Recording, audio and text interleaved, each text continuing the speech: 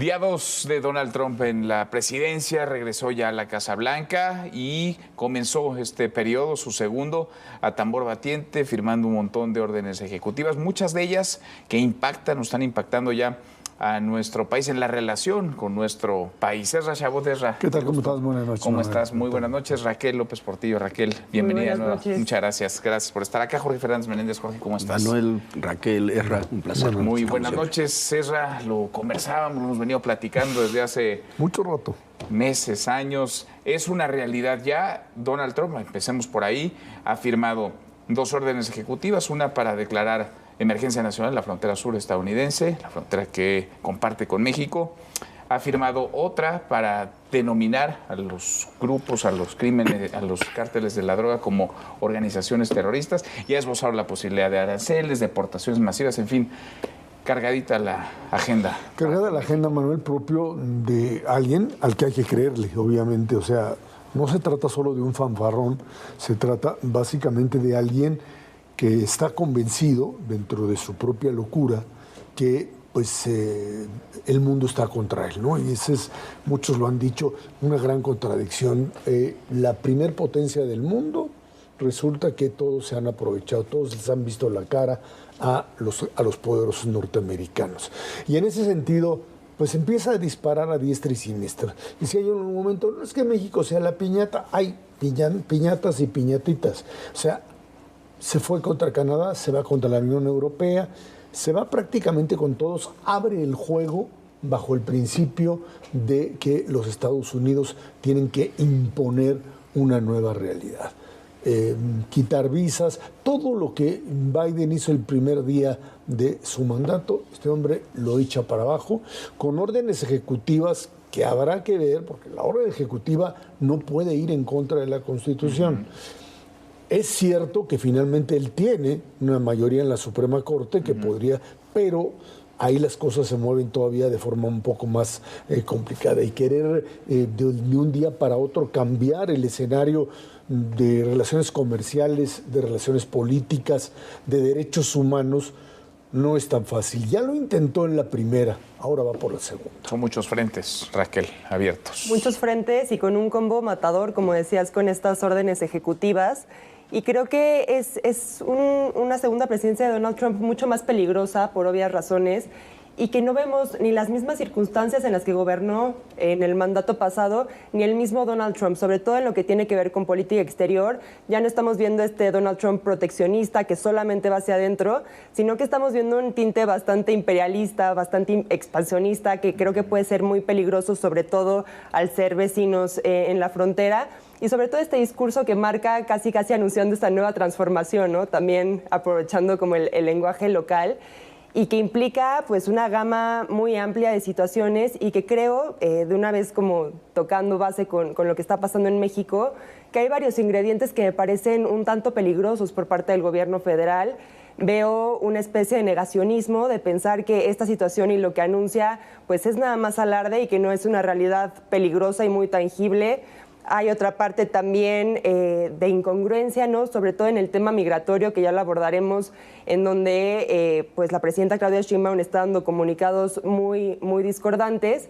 Y por otra, me parece que pecan un poco de esta ilusión de que porque hay ciertas cosas que funcionaron con el sexenio de AMLO, van a funcionar esta vez, y me parece que no estamos ni en las mismas circunstancias ni con los mismos líderes negociando. Sí, escuchamos, digamos, al gobierno federal desde hace tiempo también, optimistas, se dicen listos, preparados. Si lo están, Jorge, pues este es el momento de demostrarlo. Sí, si nos atenemos a lo que se ha dicho en las mañaneras, yo los veo bastante poco preparados. Pero yo no sé si está loco Donald Trump. Yo, la verdad, no soy psiquiatra como para saberlo, pero... No, pero yo soy loco. Los locos se reconocen. Pero lo que sí es cierto, que está buscando un nuevo orden mundial. No, nos puede gustar, no gustar, pero lo está buscando y tiene muchas posibilidades de lograrlo, porque no es un movimiento aislado, lo de Donald Trump, es un movimiento que se va repitiendo en muchos otros países, no solamente de autarquías, como puede ser, o de países autoritarios, como puede ser la India, sino en Argentina, en Paraguay, en buena parte de Europa. Esos movimientos populistas, autoritarios, se están imponiendo y están acabando con el orden liberal. Creo que eso es, un poco siguiendo lo que decía Raquel, creo que es eso lo que no se está comprendiendo bien, o quizás no lo expresan bien, en el gobierno federal. Si uno ve lo que dice hoy la presidenta Sheinbaum, el tema de la emergencia en la frontera sí es como fue en 2019. El tema de quédate en México sí es como fue en 2019. No es verdad.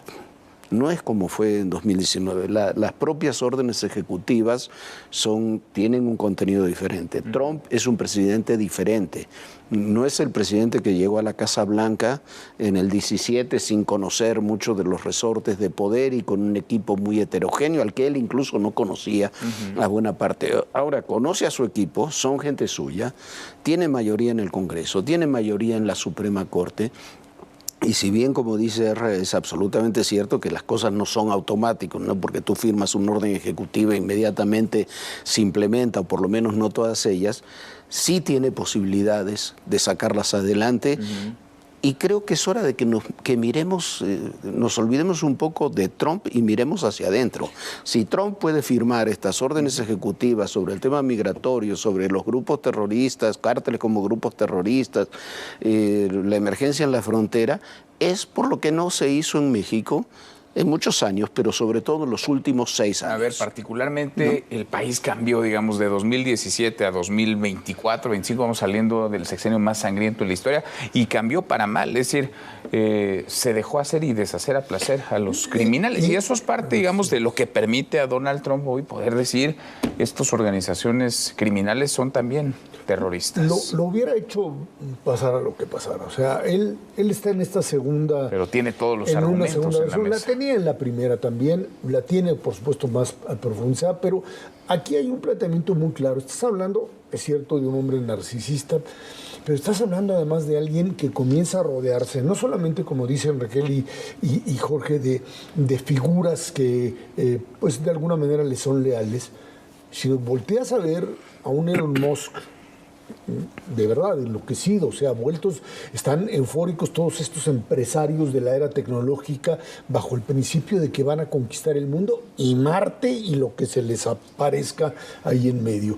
Y en ese sentido, creo que cuando se le dice, bueno, ¿cuál tiene que ser la reacción ante este tipo de desplantes por parte del gobierno mexicano? Hay quien dice, mira, hagas lo que hagas, te portes bien o te portes mal, de todas maneras van sobre ti. Yo creo que en ese sentido la alternativa que podría tener el gobierno mexicano es dejar de contestar, o sea, dejar de hacerle el juego en uno y en otro sentido. Si le dices, ay, sí está bien, o no, y yo te contesto y te hago la burra, está mal, tienes que empezar a conectarte con poderes reales. Pero de plano podrías dejar de contestar, ya no abordar el tema. Es que hagas... No, porque hoy no hubo pleito en la mañanera. No, pero estás tú entrando... A ver, una respuesta como la que hace el presidente de Panamá diciendo, yo nada más les digo que el canal de Panamá va a seguir siendo panameño, punto. Adiós, se acabó. Si tú te introduces, es lo que este tipo de psicópatas, perdón que la autocrítica, son capaces de verdad de llegar a niveles en donde tú no te imaginas la propia argumentación. Se creen ese mundo que están creando alrededor y que tienen además, como decía Jorge, un montón de interlocutores, Meloni, Orbán, los que quieras, sigue nombrando ahí la lista, que pueden de alguna manera... Ahora, con ese diagnóstico está tomando decisiones y va a gobernar o está gobernando ya. Raquel. Y empezó a gobernar realmente desde noviembre. Si lo vemos, realmente no podemos concebir una presidencia de Joe Biden en estos últimos 2 meses, y toda esta presión ha sido bastante efectiva, tanto con sus aliados como con sus adversarios, y creo que esa es la pregunta clave, o sea, ¿cómo te pones de frente a un bully como Donald Trump Y creo que en ese sentido, esta postura que está teniendo Canadá, por ejemplo, pues no le resulta efectiva, no le resulta efectiva a Trudeau. Hoy anuncia esta imposición de aranceles, que están listos para una guerra comercial. Me parece que probablemente no vaya a ser la postura correcta. Vemos a una Claudia Sheinbaum que la mañanera de hoy parecía básicamente una clase de historia. Y creo que al exterior está bien, como dice Ezra, quizás poner cierto control y parar, no caer en las provocaciones, pero a nivel de interno y a nivel de interlocución con la administración estadounidense, creo que sí es importante empezar a establecer ciertos canales y sobre todo no caer en teléfonos descompuestos, ¿no? En lo que tiene que ver, por ejemplo, con el tema de la designación de cárteles como organizaciones terroristas extranjeras. El secretario de Estado Marco Rubio dice, nosotros vamos a tratar de colaborar con México, a lo que Claudia Sheinbaum dice acepto, pero no dice bajo qué términos. Realmente creo que Marco Rubio va a buscar volver a instaurar todo lo que se quitó con la Ley de Seguridad Interior y poder operar a través de la inteligencia, a través de los agentes en territorio nacional. Y pasa lo mismo también con esta contradicción del tema de permanece en México, ¿no? Por un lado, primero dice la presidenta que no se va a aceptar ciudadanos de otros países en México, y el día de hoy dice acepto nuevamente, pero además con una cosa muy curiosa, ¿no? El programa permanece en México realmente lo que significa es que van a esperar aquí hasta que concluya su proceso de asilo, y lo que dice la presidenta es que van a permanecer aquí pero para ser deportados.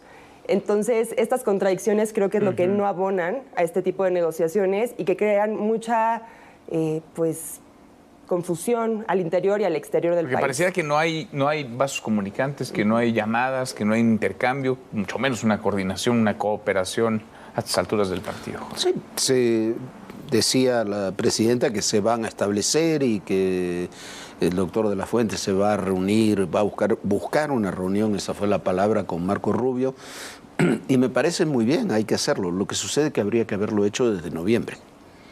Hemos perdido 2-3 meses en un vacío que se podría haber negociado, se podrían haber tenido acuerdos y se podría haber llegado, lo platicábamos ayer, se podría haber llegado al 20 de enero ya con una agenda construida, con una interlocución también construida, no esperando que la presidenta, porque no es de ese perfil ideológico, fuera una aliada ideológica de Trump, no lo va a hacer, ni nadie lo piensa, pero sí puede construir una base. Es diferente la situación de Canadá porque al señor Trudeau, si le quedan 6 semanas de gobierno, quizás es mucho, ¿no? Entonces puede decir lo que quiera, pero va a haber elecciones y va a haber un nuevo primer ministro y va a haber mucho más afín a Trump. Y mucho más cercano a Trump. Entonces, pero por ejemplo en el tema de la calificación de los grupos terroristas, de los cárteles como grupos terroristas, decir que vas a tener colaboración y eso, como se dijo hoy en la mañanera, bueno, ellos combaten allá y nosotros combatimos aquí,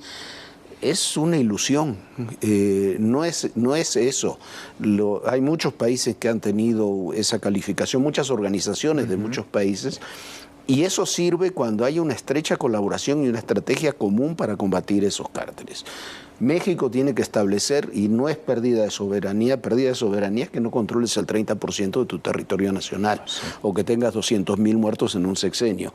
Establecer una estrategia, no una colaboración, una estrategia conjunta para atender el problema. Ahora, ahí también el diagnóstico es clarísimo, y lo ha dicho Trump y lo ha dicho Marco Rubio. Durante el sexenio de López Obrador se entregó el territorio mexicano, se les dejó hacer a placer a los criminales, no se les persiguió a los delincuentes, es decir, ahí no solamente no hubo coordinación ni colaboración, ahí hay desconfianza. Sí, sin duda alguna. Hay una diferencia sustancial entre un Marco Rubio, que puede ser el político conservador, republicano tradicional, pero es un hombre que entiende de lo que está hablando y que tiene capacidad de negociar. Pues él dijo al principio, sí, en la campaña y en este periodo donde Trump empezó a tomar el poder, que México, que los políticos ligados a los cárteles, etcétera, etcétera, y de repente le ves ya como secretario de Estado, una posición que trata de encontrar una salida porque finalmente se trata del vecino del sur, es un tema de seguridad nacional. México es un problema de seguridad nacional para Estados Unidos. ¿Cuánto puede aguantarle un Marco Rubio a un Trump que pues suponemos que tiene idea de lo que está haciendo? Hay muchos, recordemos que la gran mayoría de sus exfuncionarios dijeron, No queremos saber nada Que más. digamos de este serán más hombre. moderados que estos que están ahora. Mucho más. ¿Qué es lo que le está ahorita pegando a México? O sea, ¿cuál es el problema? No pasa nada con las declaraciones, una que sí, que terroristas, etcétera. Aranceles, aranceles, aranceles. Ese es el problema. En el momento en que el señor llegue a fijar un arancel real, revienta el Tratado de Libre Comercio, en ese momento las cosas empiezan. A ver, Pero recordemos que el tema de aranceles, ayer dijo, perdón la interrupción, ayer dijo que iban a establecer los aranceles con base a lo que se hiciera en tema de migración y de todo va en la misma licuadora. Va, claro. Todo va y le puso fecha, 1 de febrero. 1 de febrero, como si en estos 10 días se pudiera resolver, ¿no?, el tema de migración y fentanilo. Pero creo que ese es el problema, meter en una misma bolsa y contaminar la negociación del TEMEC, sobre todo con el tema de migración, con el tema de seguridad.